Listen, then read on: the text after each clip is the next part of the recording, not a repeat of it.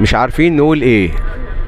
استغاثات كتيرة من اهالي الشرقية، اهالي مدينة الزقازيق، بالاخص الزقازيق وميدان زي ما بيقولوا كده ميدان اللي هو التحرير بالزقازيق. ما بقاش ميدان عام، ده بقى سويقة كبيرة للبياعين الجائلين. ده غير كده كوارث، وطبعا موقف النقل الداخلي واصوات وميكروفونات ولا حياة لمن تنادي. بس هنعرف بقى الحكايه اكتر عن هذا الميدان اللي هو المفروض الميدان الرئيسي، ميدان حيوي، ميدان واجهه من واجهات الزقازيق.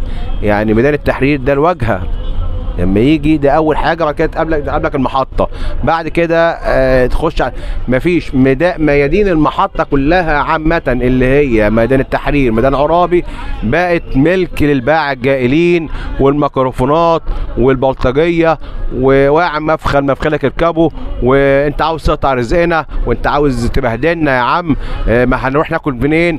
طيب يا سياده المحافظ، يعني طب انت راضي بالوضع ده؟ راضي بالمنظر ده؟ دي مش زقازيق، ده كده بقت خراب. عم طلعت ازيك؟ انت عاوزين تكلمنا عن الوضع في المكان ايه؟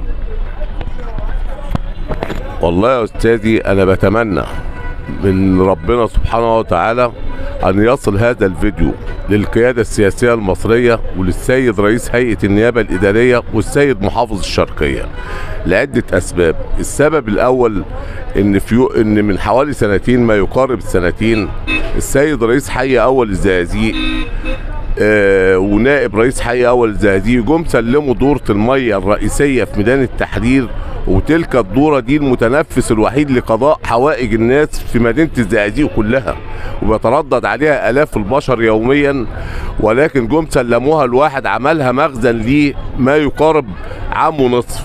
ويوم 25/8/2024 السيد المحافظ جه برج المحافظة هنا اللي هو تابع المحافظة هنا، واخد بال حضرتك، وانا رحت عرضت عليه الوضع، وجه الراجل مشكورا وشاف دورة المية وقال للسيد مدير المتابعة الميدانية، قال له انا عايز المسؤول عن هذا من اجل محاسبته. ولكن السيد مدير المتابعة الميدانية ضلل السيد المحافظ وضلل النيابة الإدارية بمعلومات مغلوطة تماما، ولم يقدم لا رئيس حي أول الزقازيق المتسبب عن ذلك السابق، ولم يقدم نائب رئيس حي أول الزقازيق الموجود حاليا اللي هم المتسببين عن تلك الكارثة والتلوث البيئي.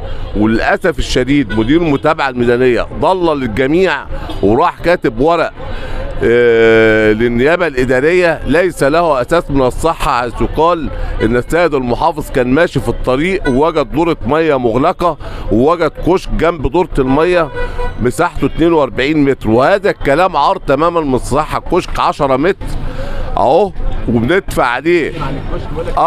بيقول 42 متر لكن ده مش شايف 42 متر حسب الحته دي. ما هو كل ده 10 متر، واخد بال حضرتك، واتقاس اكتر من مره. 5 متر وده 5 متر.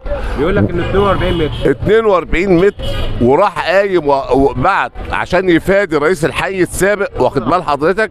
تعالى شوف دورة الميه دي كده، شوف ادي التلوث البيئي اللي عاملاه تلك الدوره، واخد بال حضرتك. وبقالنا دلوقتي سنتين ولا حياه لمن تنادي. دي دوره ميه دي يقبل بيها ربنا؟ هل اهدار الميه والحنفيات المفتوحه دي، واخد بال حضرتك، ده ينفع؟ خلاص ده ينفع؟ ده بص انا اوريكم على المنظر ده ينفع؟ ده يا سياده المحافظ اللي عاوز يقرا فيه اتفضل. مدير المتابعة الميدانية بتاعك اللي هو أهم قسم في الإدارة يضلل سيادتك ويضلل النيابة الإدارية؟ هل هذا ينفع؟ أنا بطالب بمحاكمة محمد السيد مدير هيئة مدير المتابعة الميدانية. المنفذ الرئيسي يا بيه ده ضلل المحافظ، ده ضل. ده المنفذ الرئيسي، ده المنفذ الرئيسي. سيادة المحافظ حازم الأشموني ما بينزلش خالص، يمر خالص الحتة دي خالص. يا بيه هي مرة واحدة اللي جه فيها وشافها، والمفروض من يوم 5 ولا حد من رئيس المجلس ولا اي مخلوق ولا حتى لمن تنادي. وادي الحنفيه تبع حي تاني صح؟ تبع حي اول يا بيه. حي اول فين؟ حي اول طيب. وادي دورة الميه، وادي الميه، اهدار الميه ده كده على حساب مين؟ والتلوث البيئي، والناس بتقضي حوائجها بره في الشارع هنا، واخد بال حضرتك. وقدام الكشك بتاعي والريحه بقت سيئه جدا جدا، الناس مش عارفه تقعد. نكلم مين في المحافظه؟ انا مش فاهم انا دلوقتي. احنا جينا لك كذا مره ليها مفيش حد قوي اتحرك فيها. يا سعاده الباشا مفيش حد. ازاي طيب انت فين؟ في تضليل، في تضليل، وفي ناس موجودين ربنا وعدهم بالغباء الاداري وعدم الفكر الصحيح ولا الفهم الصحيح. اهم قسم في محافظه الشرقيه كلها يمسكوا واحد زي محمد السيد يضلل العداله ويضلل محافظه الشرقيه، ده ينفع؟ فين اللي في برضه المنطقه بقى هنا عشوائيات المنطقه يا بيه؟ ده الناس الميكروفونات ده، انا الميكروفونات هنا ما بنعرفش. شق المبوله او الحمام الرئيسي. تعالى بقى شق العشوائيات بقى اللي هنا بقى. العشوائيات اللي هنا 4 مواقف عشوائيه هنا في الشوارع، واخد بال حضرتك، واتعمل معرض المعرض اهلا رمضان، وسويقه زي ما انت شايف كده، سويقه بالمكبرات الصوت والميكروفونات. وده احنا وصلنا يا بيه، ده ان الريح اهو، ادي اهي كشوفات على العين، حساسيه على العين اهي باستمرار، واخد بال حضرتك اهي حساسيه، ونعمل اشعاعات من بسبب دورة الميه دي، واخد بال حضرتك، وتحاليل.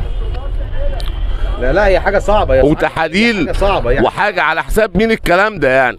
هي حاجه صعبه صراحة. الله، على حساب مين الكلام ده بقى؟ انت يعني متضرر. الله، الناس تقضي حوائجها قدام مننا يا بيه.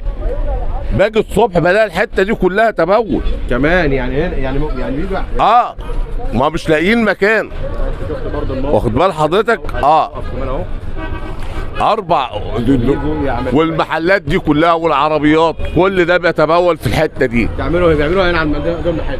قدام المحل وعلى الجامع وعلى السور بتاع الجامع. كمان الجامع. ده في جامع جنبه. وعلى السور بتاع الجامع. انا بقى طالب، بما ان مدير المتابعه الميدانيه ضلل محافظ الشرقيه وضلل النيابه الاداريه في القضيه 1229 لسنه 2024، فانا بطالب اولا السيد محافظ الشرقيه عزل هذا الموظف من مكانه، لان ده لا يليق ان يكون مدير متابعه الميدانيه في محافظه الشرقيه. ليه دوره الميه دي مش عايز تخلص ليه؟ ايه مشكلتها؟ مش عارف، انا مش عارف، قول لي بقى. تعرف مشكلتها في ايه؟ مقاول خدها ولا عاملها على مش مقاول يا بيه، ده واحد صاحب رئيس الحي السابق هو اللي خدها وقال لك عاملها على حسابي. فين اللي عملها على حسابه؟ ما عملش حاجه 3 سنين او سنتين على هذا الاساس. بقى قد ايه مقفوله؟ بقى حوالي داخله على سنتين اهي. سنتين مقفوله وبنفس المنظر ده، ويهدر الميه بالمنظر ده. اخر ما زي قال لك افتح، وراح فتحها قبل ما يتنقل من حي اول، مش عارف راح مسك ايه تاني، وراح فتحها وسايبها وماشي بالمنظر ده كده بس كده. فانا دلوقتي بطالب محافظ الشرقيه بعزل محمد السيد مدير المتابعه الميدانيه اللي ضلله، وبطالب السيد رئيس هيئه النيابه الاداريه فتح تحقيق موسع في القضيه 1229 لسنه 2024 نيابه القسم الاول في الزقازيق.